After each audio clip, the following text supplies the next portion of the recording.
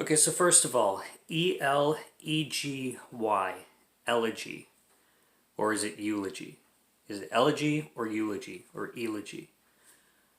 I'm talking to, well, elegy, I don't know if I've ever heard it pronounced that way. A eulogy is what I know of either a poem or a speech given to a deceased person at a funeral. Is elegy the same thing? Apparently, according to Google pronunciation, it's pronounced elegy. I've never heard it pronounced that way.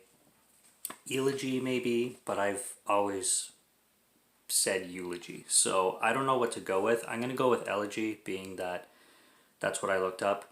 Hillbilly Elegy is a brand new 2020 film that was picked up by Netflix, and I got the opportunity to watch this morning, and I was looking forward to it as soon as I saw the trailer announced last week, though, I don't know, 5 days ago or so. And it seemed extremely interesting because I love, first of all, big name actors and actresses who portray characters very outside of their realm and can really dive deep into a role. And Glenn Close and Amy Adams being the stars of this film and very big names for their resumes. And the way they look and portray the characters that they play in this film is outstanding. And those are the kind of things that draw me into films like these. So I was waiting for this one and I got to see it, and I absolutely loved it. This is going to be a high recommendation for me. So I say go out and watch it if you want no spoilers at all, which is exactly like how I like to watch my movies. I like to go in as blind as possible, just shut this off and go watch it. If you want a spoiler-free review, which is this is going to be, I'll give you one, but there's going to be no actual spoilers in this review. I'm just going to be talking about the very basic premise of the film and how I felt about it. So the film is a biopic based on a memoir written by J.D. Vance, who in the film is portrayed by, as an adult, Gabriel Basso, and as a child as Owen, or played as a child by Owen Astalos. So you get this back and forth life story between this character as an adult man and as a young boy. And as a young boy, it takes place in 1997 in Kentucky, where he grew up with his family. His grandmother played by Glenn Close, his mother played by Amy Adams. And as an adult, he is trying to get into Yale University, and he's on basically the verge of it. He's going through his interviews, and while he's going through his interviews, he has kind of a flashback story telling his how he grew up and what led him to the point that he's at there. He has a girlfriend named Usha. She's played by Frida Pinto. She's a beautiful woman. Indian girlfriend who is very supportive of him and trying to pull him and guide him and carry him, not really carry in a sense, but like be his rock kind of thing in getting into Yale and becoming successful. But the thing is, this guy has so many ties with his family, and with the way he was raised in Kentucky as a young boy, family comes first, and that's what is in his blood and his heart. And you can tell that his family roots are very ingrained in his soul. And throughout the film, you start to see the pros and cons of this, with the blood ties and the passion and the commitment towards family, but at the same time how destructive it can be. His biggest burden, you could say, is his mother, played by Amy Adams.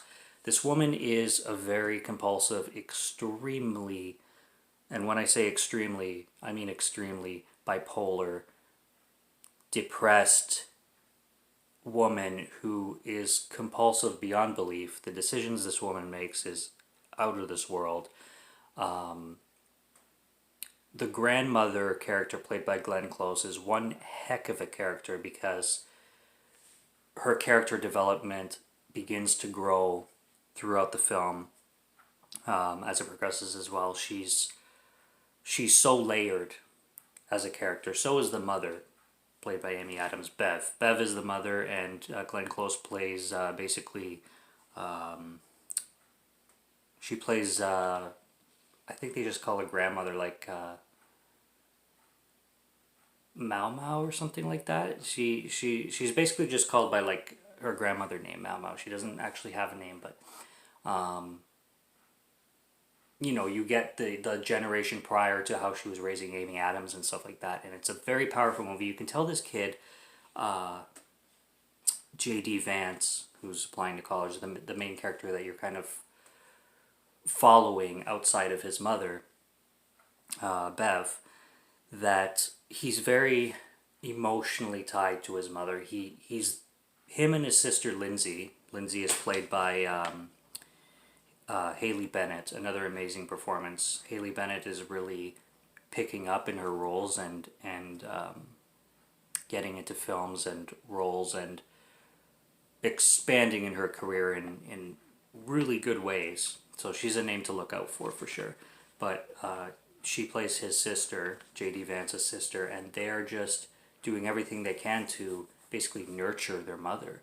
And she has such a selfish need towards everybody around her, whereas J.D. Vance and Lindsay, his sister, have such a selfless relationship with her, and she does everything wrong in the book. Like, this woman, the things that happen in this film, not only with her, but a lot of other people connected to the family in generations prior, because you look at this woman and you think she's just non-deserving of anything, but slowly things start to come to the surface and you realize that she hasn't had like the most amazing childhood as well. And you know, like, the story begins to unfold. I don't want to like say what happens, but when it comes to character development specifically, it's very rich in that. And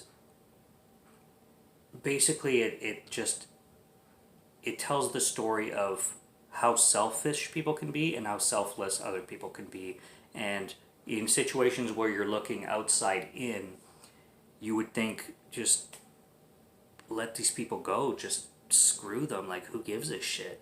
But when you're in the inside, actually involved with these situations, you start to think a lot deeper and you start to see the bigger picture of things. This was a phenomenal film. I highly recommend this one. This is like Oscar buzz kind of film and cinema, and it's just embarrassing and shameful that when I went to see the scores on IMDb and Rotten Tomatoes, they're wrong. Okay, Rotten Tomatoes giving this 25%, which means 25 out of 100, is just incorrect. Okay, I think I've officially hit the point where I'm just saying screw it to all critics. I've never have. I've just... I usually look at a score after I watch a film. That's how I always go about. I discover a film I want to watch, I watch the film, and then I make my score, and then I match it to the score that critics' consensus has given it. And I match, has mine been higher, has theirs been higher than mine.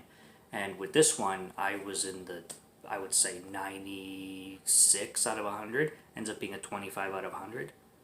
Come on, give me a break. That's just not even funny how inaccurate that is, in my opinion. And IMDb is giving it a 6, which is better, but again, on IMDb even, I think I'm going to start following IMDb a lot more, but even with that, it still deserves way higher than a 6.